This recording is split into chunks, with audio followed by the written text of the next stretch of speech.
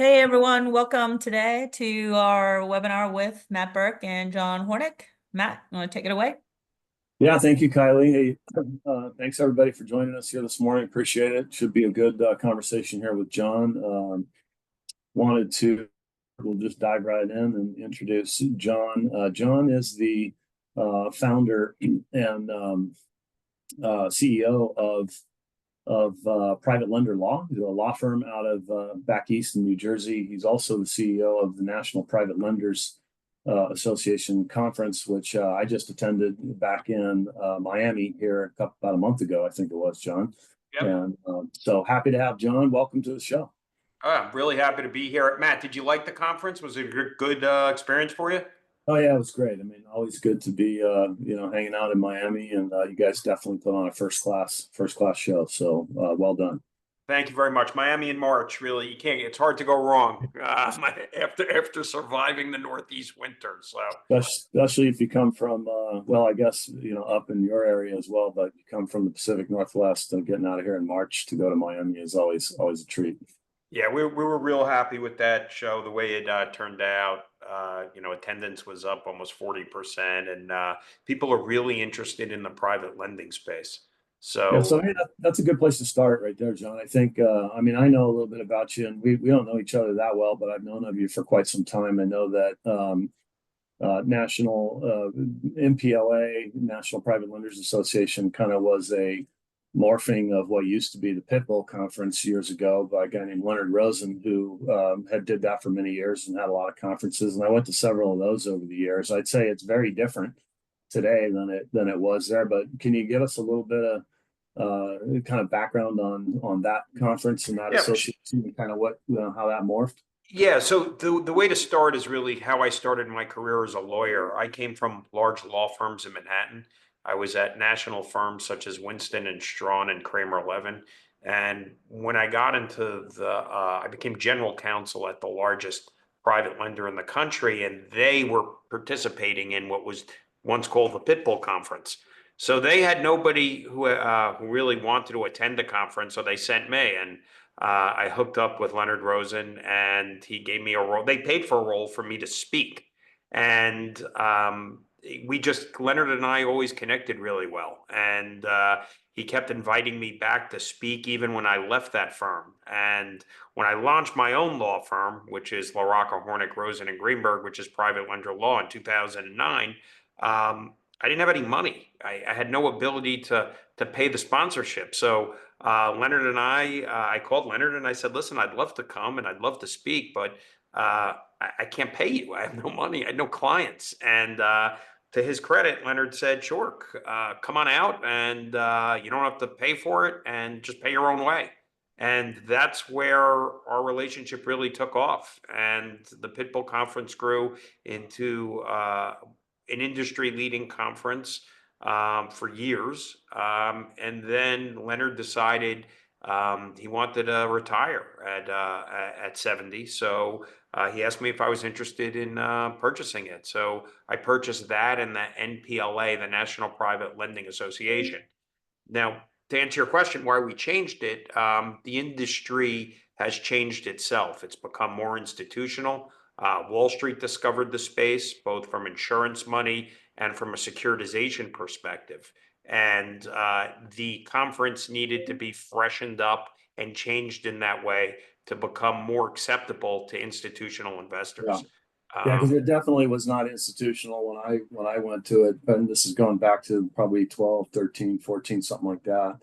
And just for the listeners on there, topic really is kind of raising capital and setting up funds that are designed and built to be able to raise capital. And we're talking specifically in the private lending space. A lot of our clients and people have been private lenders over the years. That was my background. That's where we cut our teeth. But maybe you can talk a little bit to that, Jon, about in the private lending space, because that was always one of Leonard's big things, right? Was like, if you'd be a big boy, and he used to use that term. In fact, I think that's now the name of this consulting company, if I'm not mistaken. Yeah. But build a fund, right? Go from doing it one deal at a time to building a fund. That's often a challenge for people, especially when it comes to raising capital, because it's a different beast raising money in a pooled investment fund than it is raising money one deal at a time. So maybe you can touch a little bit upon Yeah. that. I know that you did a lot and you still do a lot of the securities work for a lot of private lenders. Yeah, we do about 15 to 20 of these funds a year specifically for the private lending space. And what we have to do is go back to the beginning. Anytime you take money from someone in this country, you need to make sure that you're not issuing a security. And the way you do that is you build a fund which relies on certain safe harbor rules that say I'm exempt from having to register what I'm doing as a security, so you can take money in. Now, people start in the private lending industry in a bunch of different ways. Sometimes they carve up the note on the property level. So let's say me and you, Matt, we're splitting $100 loan. I put in 50, you'd put in 50. That's not selling a security. We could do to each be on the note ourselves, 50% lending to somebody, or we could do a co-lender or a participation agreement. The problem with that form, which works fine from a legal perspective, is that every time you have a deal, you have to go find new investors and bring the money in. When you build a fund, the idea is to be able to accept money in and deploy it pursuant to stated guidelines and risk factors so that the money's already raised and available for you when the origination arm of your business, the private lender itself, is actually originating the deal. So that's where the industry has changed. The good thing about having a fund, and when I'm talking about a fund, I'm specifically talking about a 506 Reg D fund, and I'm talking about Part C or Part B, and we could talk about the difference between the two if you're interested. But when you have these funds, you could go out and get leverage on them. You could go to a bank or another credit provider because those funds are looked at as equity that you could lever. And that's where you could really get going. So less labor intensive. All these advantages that you have on the screen are correct. You just have to make sure you're doing it properly with the right risk factors to attract the right equity into your investment.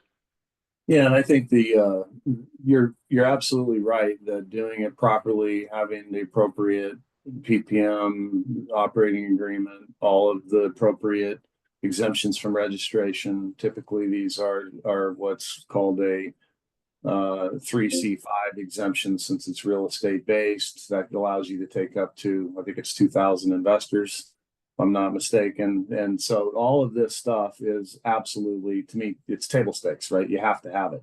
I think where it becomes differentiated in a lot of cases is, okay, depending on the structure of the person's private lending business, how you structure that fund, how big the investor checks need to be, depends on the size of the loans you're making. To your point about like having the money available, like getting commitments from investors, especially high net worth investors, is challenging in the sense that they don't want to give you a commitment and then have you draw it down at random intervals and random amounts at different points in time. So you speak to that. I mean, do you typically see these as being open-ended funds where the money's coming in as the deals are being made, or how do you typically structure them in a way that you think is investor friendly? We set up our funds. What we recommend is that you collect the money and you put it into a money market account, getting money market rates until it's deployed into a deal. The problem with having a committed fund where you call all your investors when you have a deal is look what's going on the markets today. You may call, and because of the disruption, because of the decision to put tariffs and the trade wars going on, you may have an investor go, I'm out. I'm not giving you money today. And that's a problem if you're relying on that money to be a lender. So we recommend taking the money in today. And it's, listen, raising money is an art form. It's not easy for everybody. So I'm going to tell you what I have found as the best way to raise money. A fund itself is just a fund that raises money. It could be for private lending. It could be for receivables. It could be for a project specific need. Okay. It's the origination arm of your business, which is the special sauce that the investors want access to. The fund is just the vehicle for which to collect it. So when you're going out to raise money, what's the discussion between the private lender and the investors? The discussion is, I have access to these deals in this region of the country, all over. I'm an expert in this because this is what I've devoted my life to doing, or this is where I have insight. And if you invest through my fund in my private lending arm, then you will also have access to these deals, which is secured by real estate. So it's less risky and it'll give you a nice, probably low teen return right now when levered. So that's the secret. I've had people come to me and say, I want to start a fund and then start a private lending business. I go, you're doing it backwards. That's bad. Okay. You're doing it backwards. What you want to do is start the origination business first and figure out how to get deal flow, then go out and start a fund, because that's the conversation you're going to have with people. I am an expert in this business. Here's the way for you to get involved with me. And then we go from there with designing the fund that's specific to the private lender's needs. Yeah, and there are different fund structures for different asset types, and that's one of the tricks and the arts of this is match the. I always tell people you really want to match the fund structure to the asset model, because if you have the wrong structure for the wrong asset model, and it just doesn't work. It does not work. We're specifically here talking about private lenders and lending funds where the assets in the fund are loans secured by real estate, as opposed to the acquisition directly of the property, which is a different animal altogether. So, but in this space that we're talking about here, John, which I know is where you focus, what is your experience around what you see here on the screen? You've talked about leverage, the availability of leverage and warehouse lines and so forth, and even secondary market sales. Tell us a little bit about how you've seen that work, what you think is out there in the market, how people might utilize that in running their private lending business, and ultimately helping them on the capital side, not necessarily have to raise as much money from the investors because of the use of those other tools. Agreed. So if you and I are starting a private lender today, we're going to divide up the tasks of the private lender. Let's say you're going to be on the origination side. You're going to go out and figure out how to originate good loans that we want to do that meet our requirements. And let's say we're partners. I'm on the capital market side.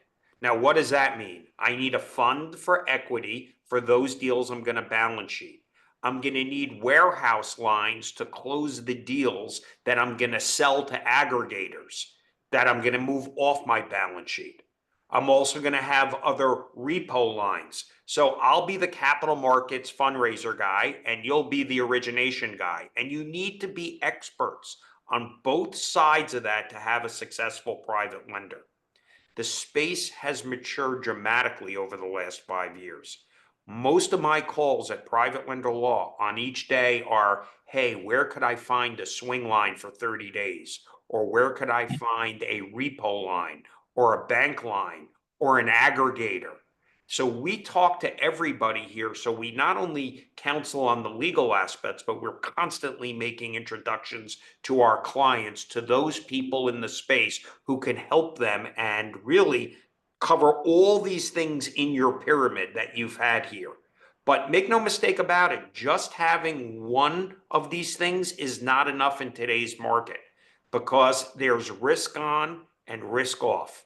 And right now, when we're trying to remove risk, nobody wants to be holding assets on their balance sheet, which means you'll be looking to move stuff into the secondary market as quickly as possible right now because of the uncertainty of what's going on in the financial world right now. Yeah, I think that's true with certain asset types, and more true with some than others. I mean, I know in the private lending world, I see all kinds of different strategies, from really short-term fix and flip loans to DSCR loans for things that people are holding, to small commercial loans for people that just aren't bankable, and some of those are more or less saleable in the secondary market at any given point in time. What size do you see people needing to be at in order to realistically get decent warehouse and leverage. Are there any guidelines that you have for people that? So, yeah, the traditional banks don't want to deal with anybody less than that needs a $20 million line. So you need to be able to support that from a liquidity standpoint and a volume standpoint. So traditional banks, now there's a whole bunch of other aggregators out there who want your loans, who will give you the ability to table fund or a warehouse line with the hope that you'll just sell them the loans after it closes. So that's where you start to be able to dip below the $20 million facility threshold. There are some smaller people, boutique credit providers out there that will give you a $5 million line, provided that you have arrangements with secondary market aggregators who will purchase that within 30 days. So we run that program with some of these short-term credit providers. So it's really, somebody called me today before this call, new lender, very excited. They asked every single question you have on this pyramid. And they said, who can we deal with? And I said, honestly, you're not ready to deal with the mature secondary market purchasers yet, but we could put you in and make an introduction to a $5 million line and then smaller aggregators to get you started. And then you'll graduate up, ultimately getting a warehouse line from a traditional bank. But that doesn't have, you need operation history for that. You need credit procedures, quality, AML policies, everything for that. And you need liquidity. And normally when people are starting out in private lending, they're lacking one of those things. But there is a path for those private lenders to grow, but it takes time and you have to know the terrain and who to call. I know there's a ton of stuff going on in the world these days that are, I'll say a lot beyond the scope of this conversation, but particularly as it pertains to this industry, I know like changes in the administration have led to pretty massive changes at the SEC and so forth. What do you see going on in the regulatory side that is, in your opinion, likely to impact the fund business here for private lenders? So let's talk about, there are a couple decisions I'll go down and just brief you on that came out of the SEC and some different policy views. But I want to talk about specifically first the current administration's elimination of the CFPB, which would affect private lending, as well as the SEC itself and the IRS for that matter. When you remove the personnel who do the enforcement, there is a change, whether the law changes or not, in your risk factor in taking certain positions. The risk we all run, and I penned a brief article about this, was with the elimination of the CFPB, what it's going to do is encourage state CFPB equivalents to ratchet up their enforcement. And that's a dangerous place for private lenders to be in. I'd much rather deal with the CFPB on a national level than 50 different state agencies and trying to figure out what they need and if I'm crossing a line or not for my clients. So there's a risk when you eliminate one aspect of enforcement, another one usually grows. So that's something we have to be careful of. As far as the SEC is concerned, they've been gutted like the IRS. So enforcement is going to be, they have less ability to bring enforcement actions. And which is, listen, I think it's good in a lot of ways for a free market economy to develop and to continue to grow. I think too much legislation is never a good thing for growth. There are two decisions I wanted to talk about. First, an SEC no action letter that came out back in 2024. And this has to do with the accredited investor definition and what goes towards it. This no action letter says today, and this is a change, that the amount of your contribution in the investment can be used as evidence that you're an accredited investor. So if you're an individual giving $200,000, that's a good fact that goes towards the minimum requirements. And if you're an entity giving $1 million, that's a good fact. So that's a change that recently came out. The other one, that really, not to interrupt you here real quick, John, but isn't that limited to offerings where the in stated minimum in the offering is 200,000?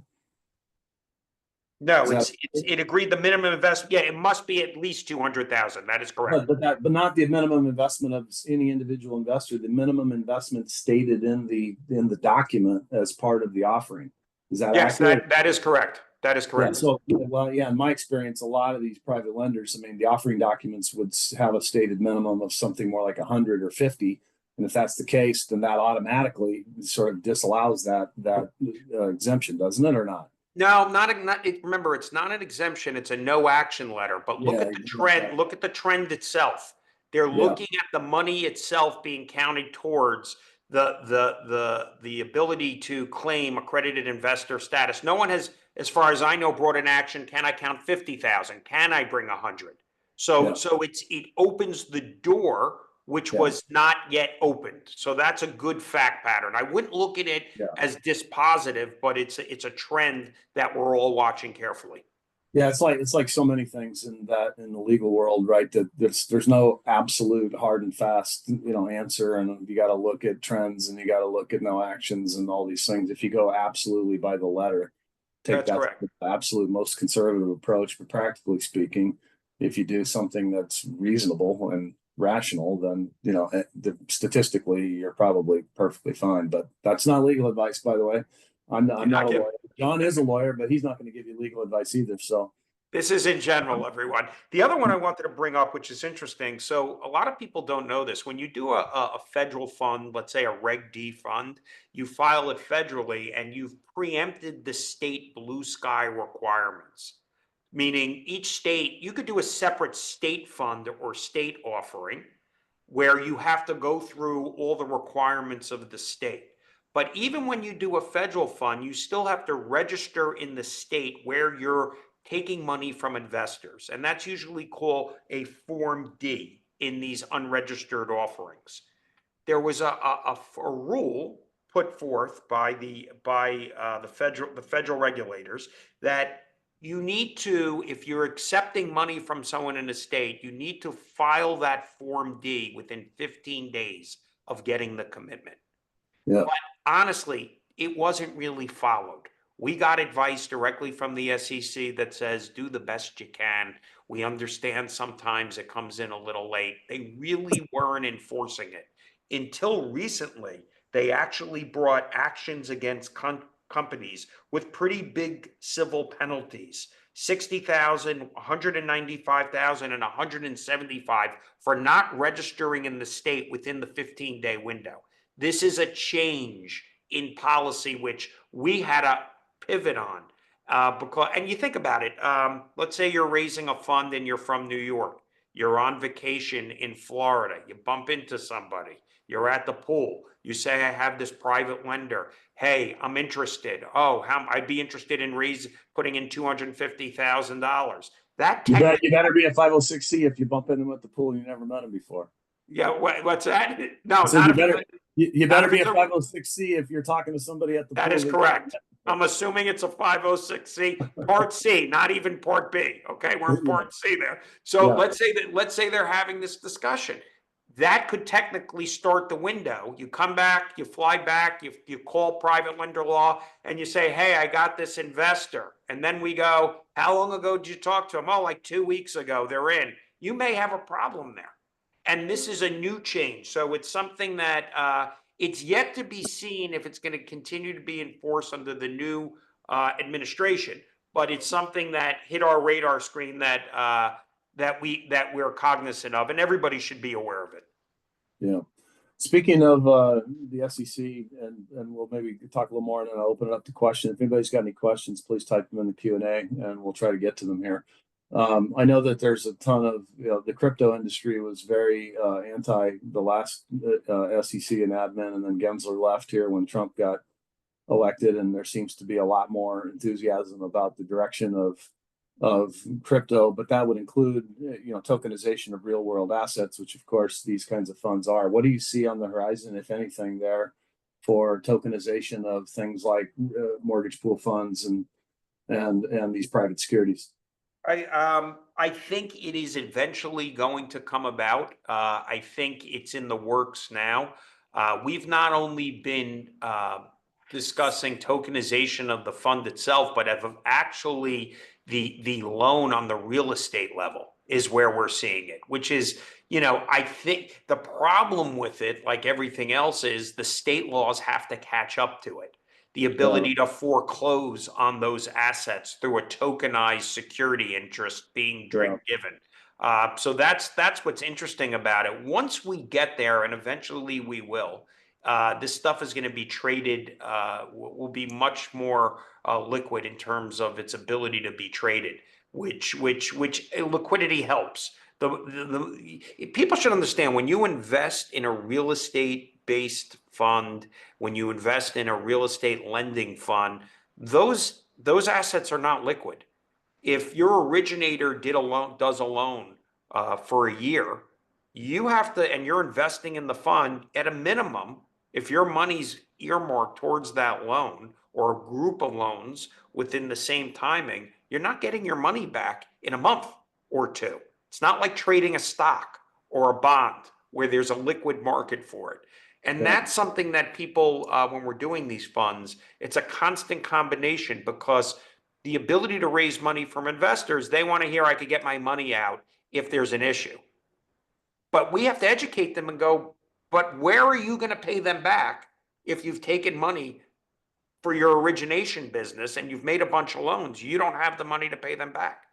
And it's not a liquid market. So these are the things you need to cover in your offering documents to make sure that your investors know what they're getting. Big picture, at the end of the day, you want to put all these risks in. You want to cover them in your offering circulars so they know.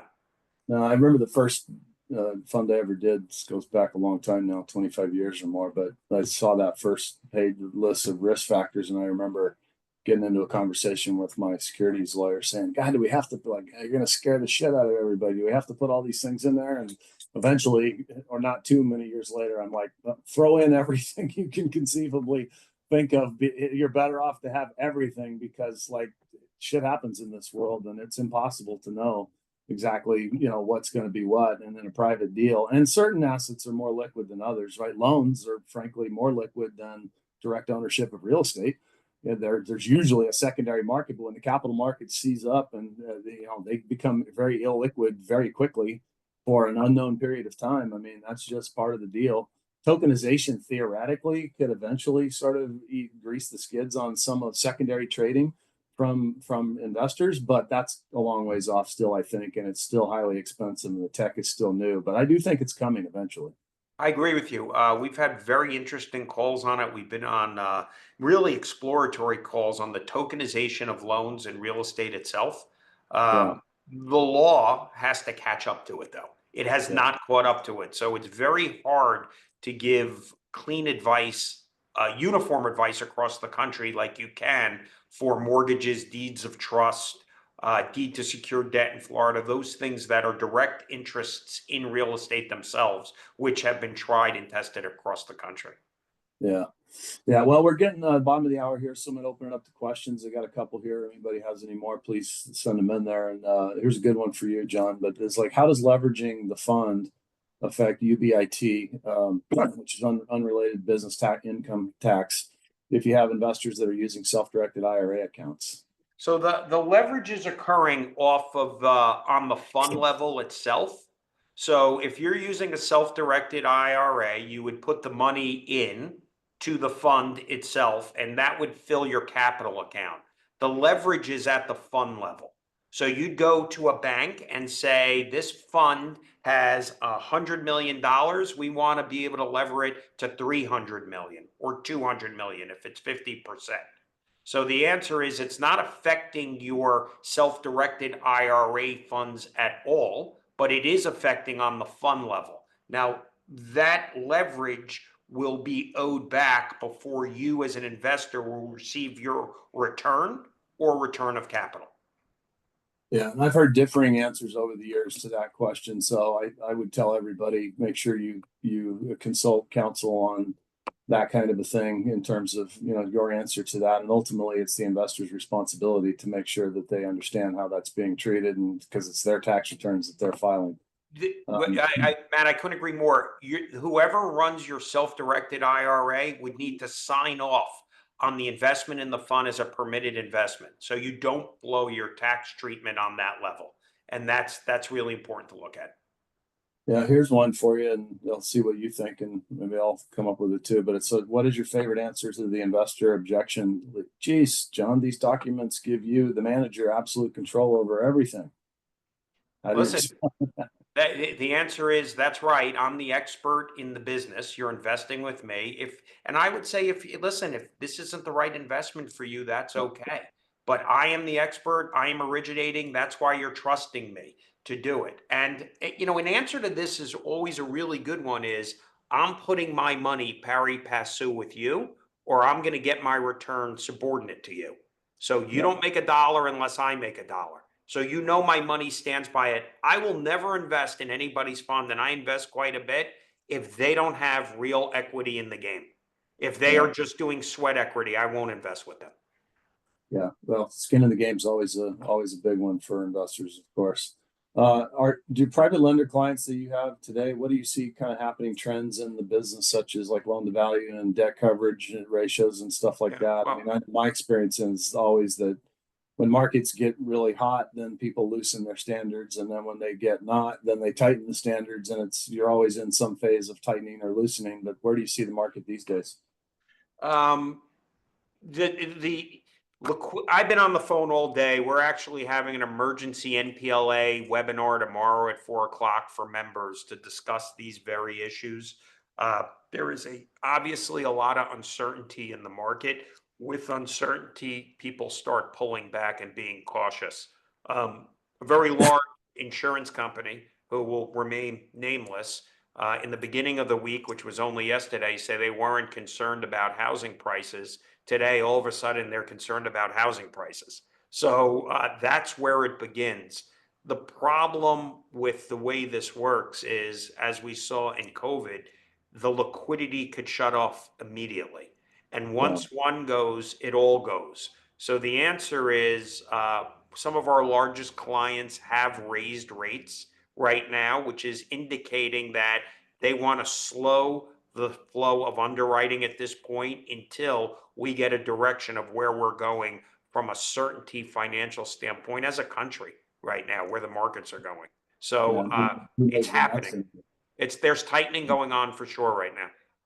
Yeah, and there's no real end in sight at the moment on when we'll get more certainty. That's for sure. Listen, it's a problem. I mean, a flash across my screen just now was we're raising tariffs 125% on China. We're in a tariff war with China and others right now. Really, with China, who keeps raising it. And make no mistake about it, Warren Buffett said it. Tariffs are a weapon of choice. It's a weapon. It's a specific action against a specific country, and it's always the problem is how you ramp off.